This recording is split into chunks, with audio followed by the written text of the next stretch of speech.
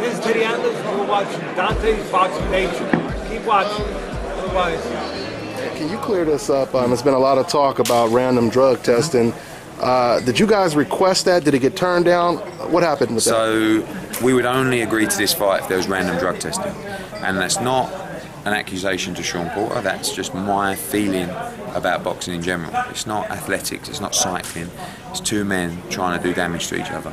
And if you're on performance enhancing drugs, you should actually be put in jail and they should throw away the key if that's what you're doing, because it's not on, it's not right.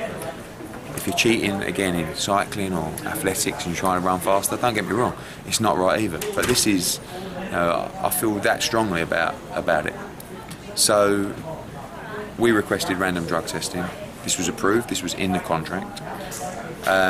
And like I said, September the 6th was the date. When they pulled it forward, we only had about 5 weeks sort of to, from then to the fight. But Kell had already been in camp. So we pushed and pushed, and after about 2 weeks, there's still no one got tested. So I spoke to Golden Boy, and because of the date change, it was originally with USADA, the testing. They come back and said, look, we want to get this up and running. We're going to use the California State Commission. I'm happy with that. I don't, there's people who've got their views about USADA and VADA and state commissions, but I spoke to the commission and I was happy with that. They both got tested about 2.5 weeks ago. It's okay. I mean, I would have liked it 2 weeks before that, but they have both been tested in camp.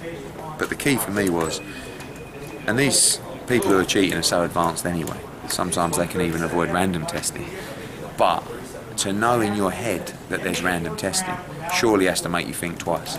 And that was the original reason why we requested it. Because random testing can be once, it can be 5 times, but they have been tested.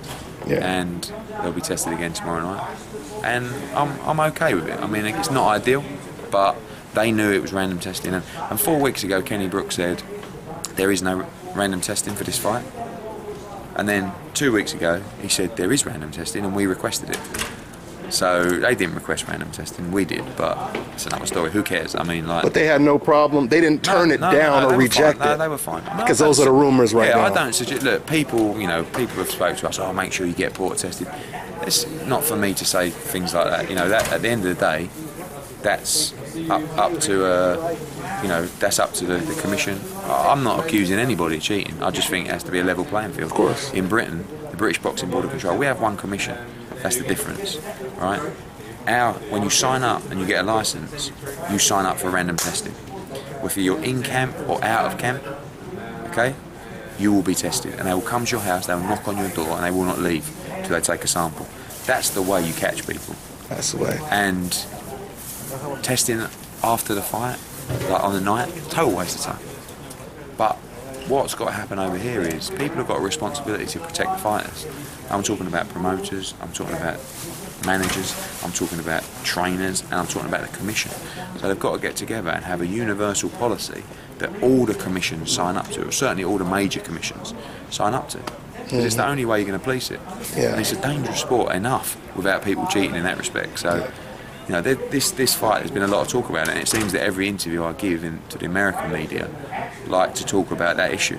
So it's obviously on people's minds. Let's hope people act. Yeah, I hear you. So you guys heard it from promoter Eddie Hearn. It is official that no one turned down the Olympic-style drug testing. Correct. I'm glad you clarified that. Now, I just want to say, speaking of testing, would you commend Floyd Mayweather for kind of pioneering Olympic-style drug testing from the Pacquiao situation, or do you see it that way? Or no, I think that at the end of the day, someone like Mayweather, who is built on skill and speed, wants a level playing field, because if he's got a level playing field, he's going to win every time.